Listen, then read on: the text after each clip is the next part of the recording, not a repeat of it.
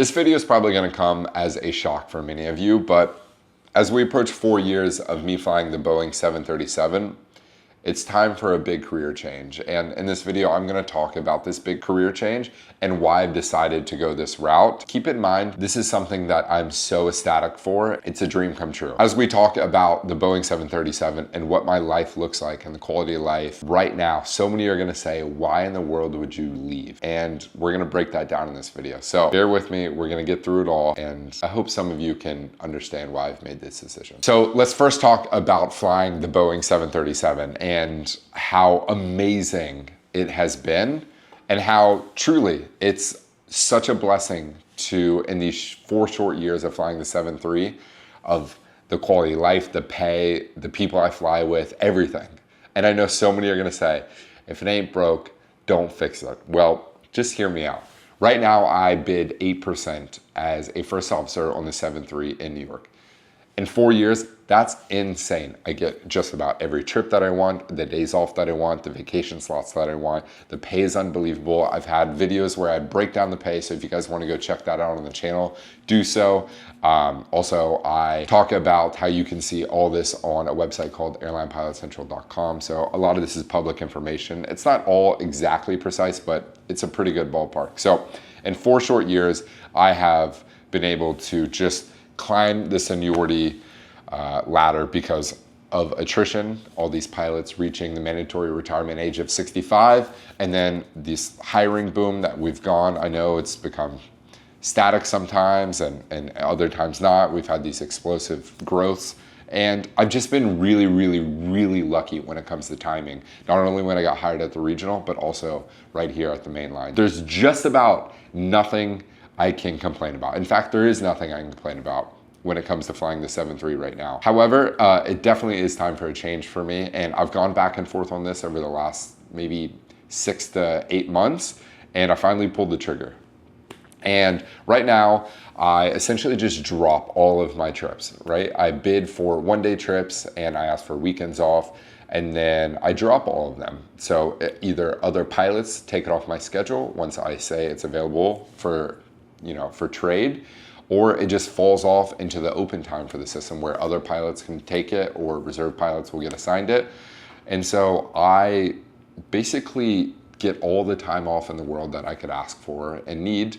And as you guys know, if you follow me on Instagram, you see me, I pick up trips periodically. A lot of times when things go for premium, I sometimes grab those trips. But right now, I need a lot of time off to focus on other endeavors like Atlas Hydration back here, which is consuming a lot of my time, creating content like so.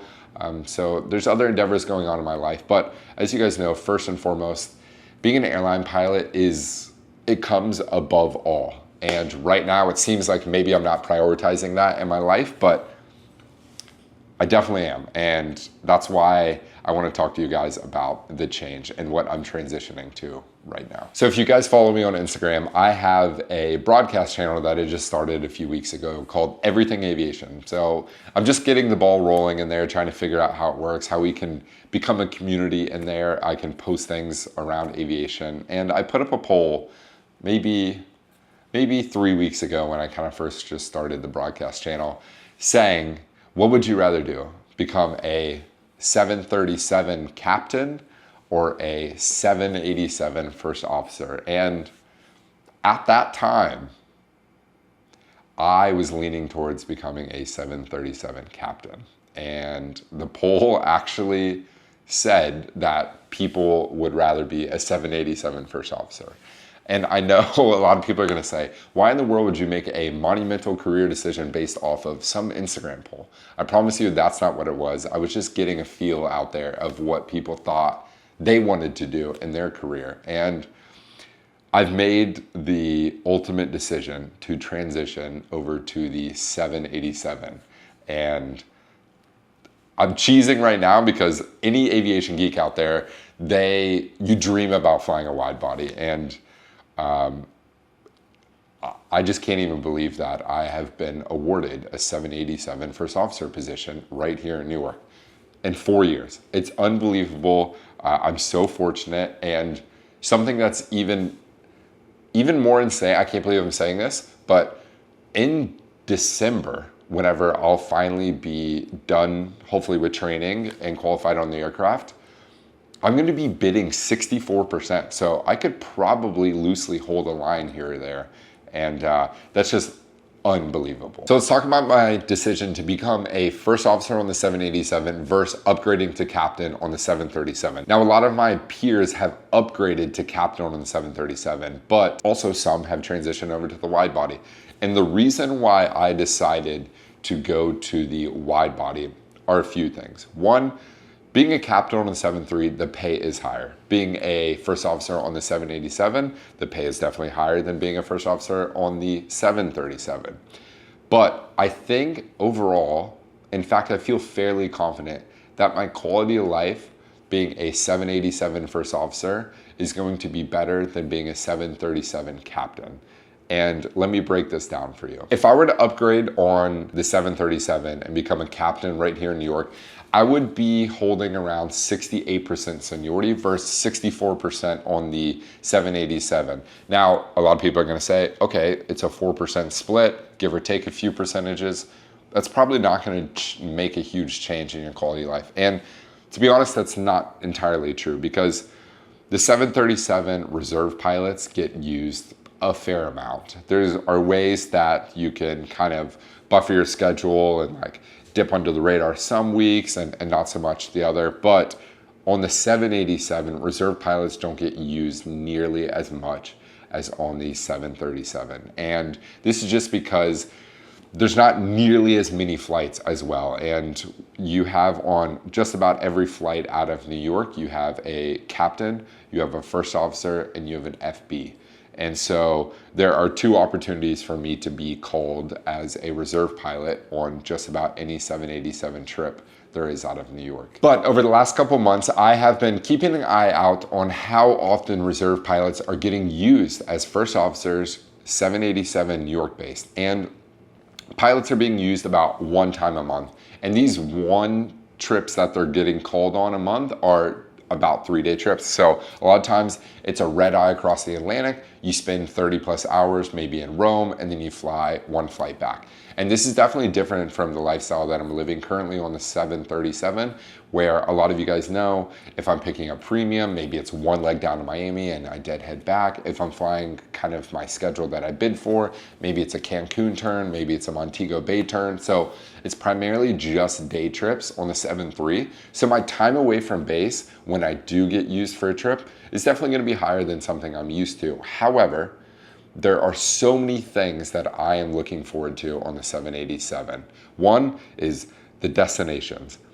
I love to travel, and so many of you that follow this channel for the longest time, this channel really started in like 2017 doing travel vlogs. I would fly to Madrid for 24 hours. I'd fly to Rome for 24 hours. I would do all these single solo trips of just going to these destinations, maximizing a full day, taking a nap and turning around and coming back.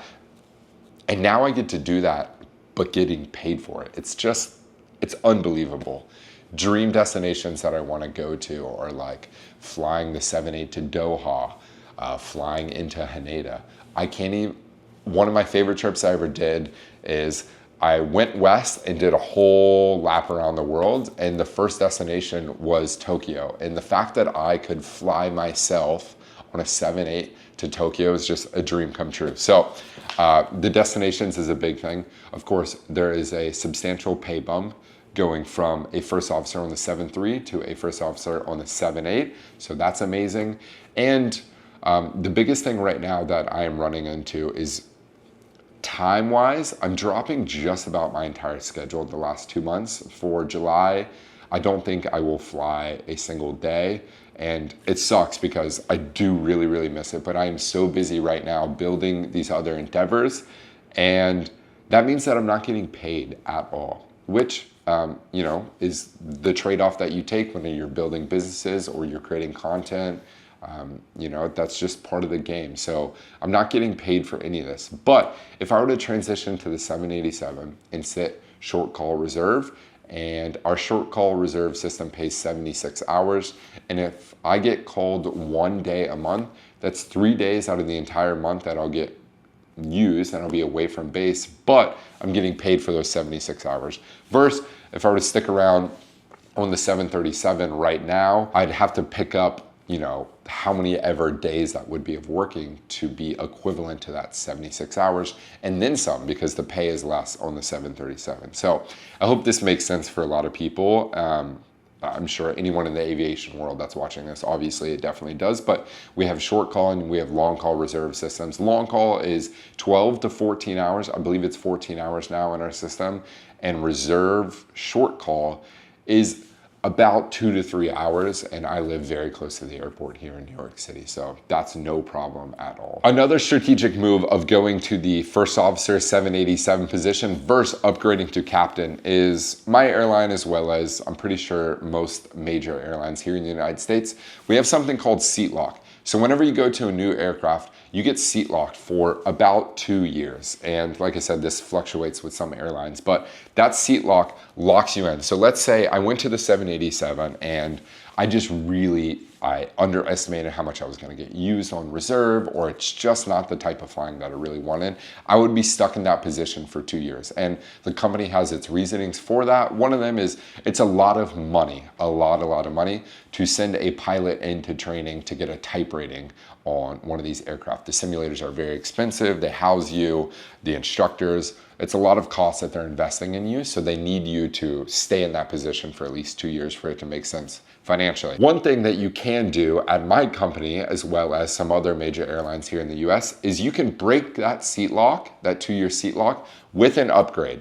So if I went to the 787 as a first officer and I just really was not enjoying it, it's not that type of flying that I was really looking forward to, which it happens for some people, some people never want to do wide body flying because it is flying red eyes across the pond, and that's just not, their body doesn't sit well with it, or they have no desire to go and fly to Europe or do international flying, or maybe they did it at a previous carrier. But you can break that seat lock with an upgrade. So if I went to the 787, I wasn't enjoying it, hey, I want to go back to narrow body and become a captain on the 737, I can, and I can break that seat lock at any time, and they would send me to training and I would come back and get to fly this awesome aircraft again, but as a captain. So if I were to go and upgrade to captain right now, I wouldn't be able to do that as a 787. So that's one strategic career move. Another is most likely because I am so fortunate that I got hired at this airline at such a young age, at least what I like to consider a young age. I see myself staying here for a very, very long time.